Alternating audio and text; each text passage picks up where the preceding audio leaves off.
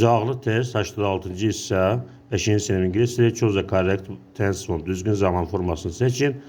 My books on the bookshelf keep fe'li ilə işlənib. Mən kitablarımı kitab rəfində saxlayıram. Bax hansı zaman formasında işlənə bilər? A bəndə keeps var. Keeps üçüncü şəxsin təkində olur. Fe'lin sonunu s artırmaq. A ilə keeps demək səhvdir. B bəndə keepingdir. Keeping indiki davam edici zamanda gerek o is I am keeping olsun. Buna göre düz gelmir. To keep ola bilməz. Çünki biz fe'li cümləyə daxil edəndə to'nu atırıq. Keep düzdür. D bəndində. I keep my books on the bookshelf. Mən kitablarımı kitab rəfində saxlayıram. 7-ci sual choose a pair of antonyms. Antonimlər cütünü seçin. A bəndində baxaq. Tall, hündürdür, short, qısa. Antonimlər bunlar. A bəndi doğrudur. Obrisi bəndlərə baxaq. Hot istidir. Wet rütubətlindən mənasını verir. Bunlar antonim deyil. Nice qəşəngdir. Beautiful da qəşəng, gözəl mənasını verir. Bunlar sinonimdir. D bəndə big böyükdür. Large da böyük, geniş mənasını verir. Bunlar da sinonimdir. Doğru cavab A bəndidir. 8-ci sual choose nouns. İsimləri seçin.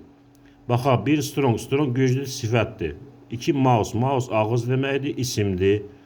Sonra nice qəşəng deməkdir, sifətdir, bu olmaz. 4-də glove isimdir. 4 olacaq, doğrudur. Shelf rəf deməkdir. 5-də də olacaq, isimdir.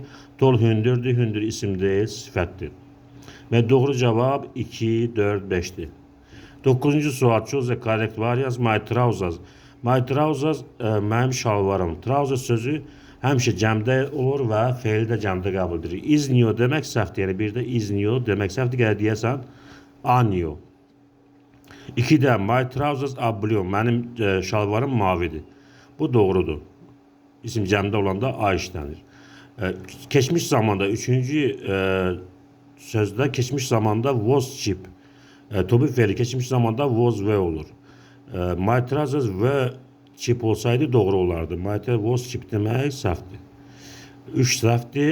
4'də a on the bed. My trousers are on the bed demək doğrudur. Mənim şalvarım çarpayının üstündədir. Burada doğru cavab 2 ilə 4'dir. 10-cu sualın cavabını şər bölməsində yazarsınız.